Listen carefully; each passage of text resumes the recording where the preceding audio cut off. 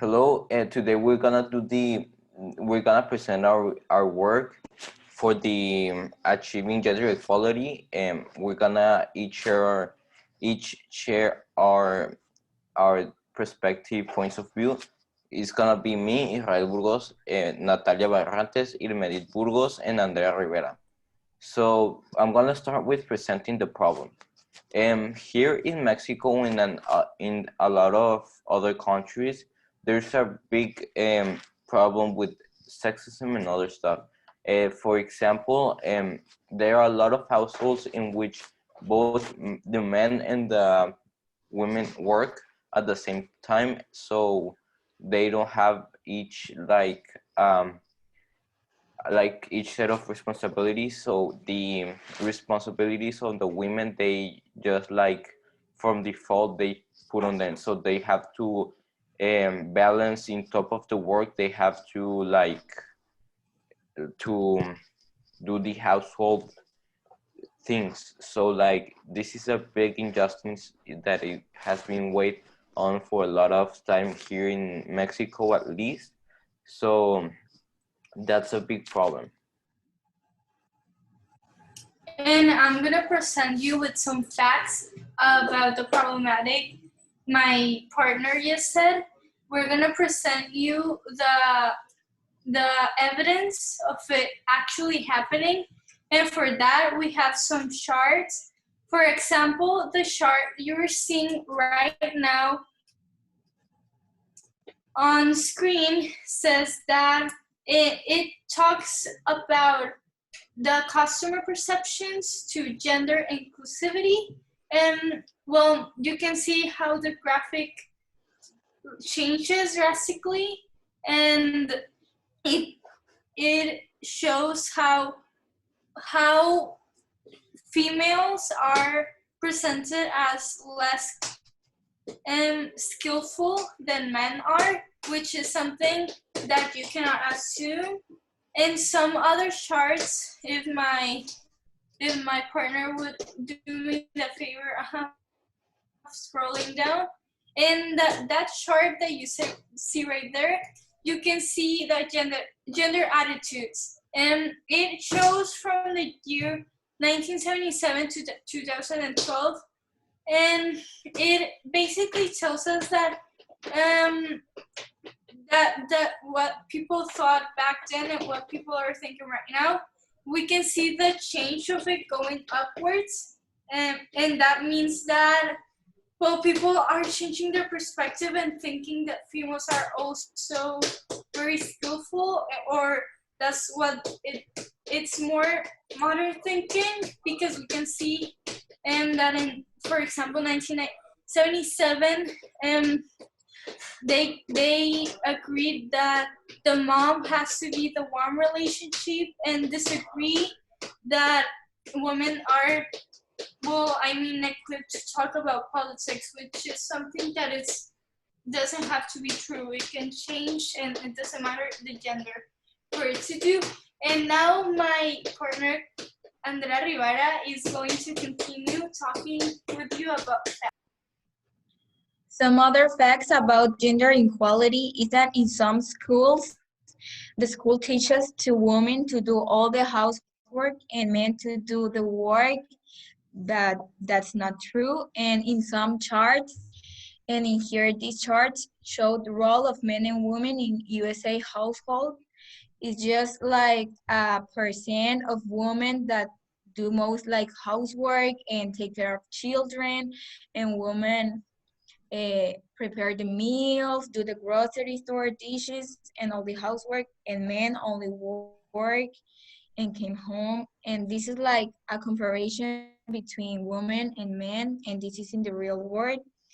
And other facts are that you can, like men and women, it's like woman in this chart. This is the average minutes per day men and women spend in household activities, and women spend most of the day doing household activities than men. This is the total of minutes and hours. and women do most of the housework, like in the chart and many others. So right now we're gonna say positive actions we can do to help the problem. So one of the actions we can do to prevent this is encourage both men and women to do household work.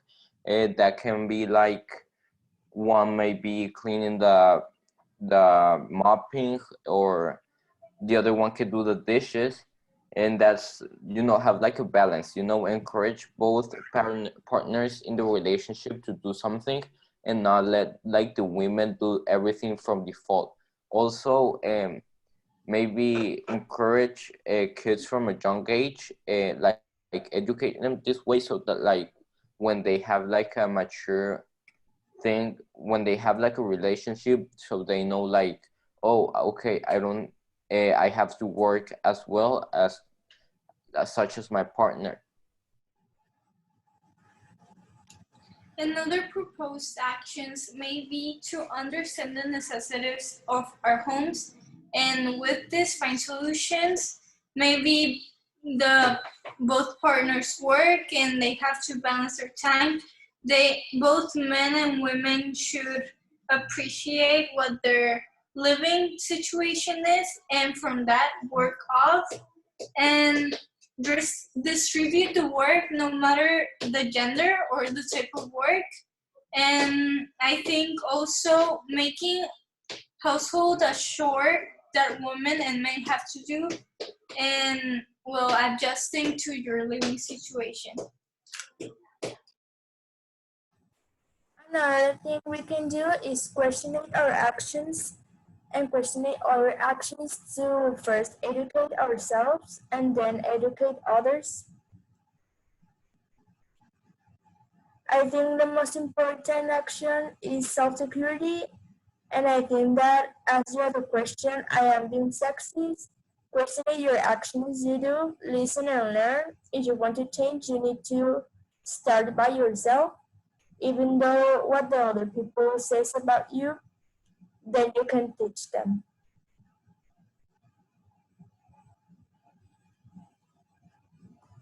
And finally, in my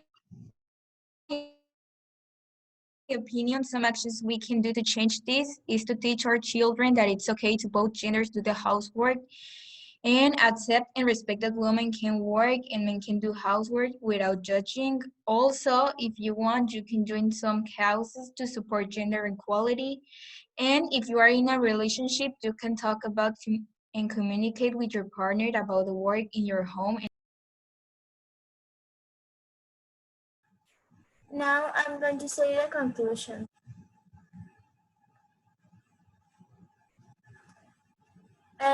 We all agree that sexism is a pandemic and that we are normalized to live that, even when we even say and do action that for us is normal.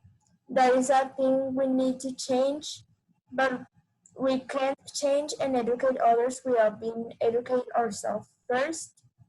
There will be some people that will oppose to those ideas, even though it's not right. That's the way they teach them all the time. What we can do is have patience and little by little make people learn or fight for our rights and what's our, because gender equality shouldn't be a controversial theme.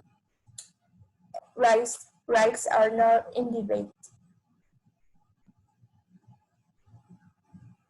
So thank you for seeing our presentation, and thank you for giving us your attention, and this is gonna be all. Bye. Goodbye. Thank you, bye. Bye.